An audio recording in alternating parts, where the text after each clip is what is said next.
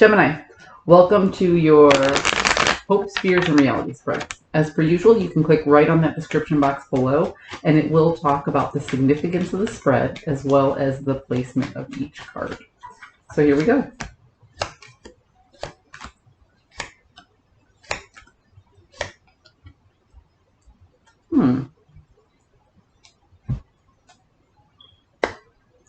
This is interesting. Holding back on your resources is what is propelling you forward. So this tells me that you stop giving in order to sustain stealth. This is an act of self-preservation. So when it comes to resources, it's anything you can leverage as a resource. It can be health, it can be wealth, it can be time management, it can be who you spend your time with. But by holding back on something, you're getting forward movement. So rather than giving this energy up and away to other people, you are saving, or rather than giving these resources up and to other people, you are saving them for yourself. And it's good. It's good. If anything, I hope it's your finances. If anything, I hope you're able to keep more money in your pocket than you are spending it out. But, you know, time management and health is good as well. So the fear that you have is that you are tricking yourself into thinking that you're managing your resources properly, but ultimately you're missing out on something else. That's just a fear, though. That's not reality. So you're holding back on your resources in order to propel yourself forward in one direction or another. But there's this fear of missing out on something that you used to enjoy that you're not putting those resources into anymore. The reality of the situation is you have a vice.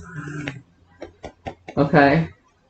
And you're recognizing that. You're appraising that about yourself. You're recognizing that maybe your spending habits weren't really good, or maybe you weren't taking good care of your health, and now you're holding back and making sure that you're saving your resources for health. Your time management wasn't good, so you cut things out. Whatever it is, you're starting to come into a point of self-realization of some bad habits that you have in regards to your resources. This feels very financial. Oops. The wind's blowing the door closed. You might hear a slam. That's what happened. I saw it moving and I was like, I better warn you. Ooh, that's weird. I pulled from the bottom of the deck. I guess that's what happens when my attention goes elsewhere. So now you're looking at putting a lot of hard work into a return on investment. So again, like I said, this feels very financial. It feels like it's all about resources.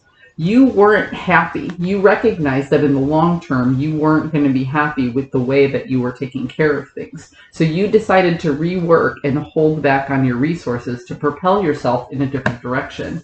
So now what you're doing is you're recognizing, I need to plan out what I put my time, energy, and money into, because I want a return on my investment in the long run.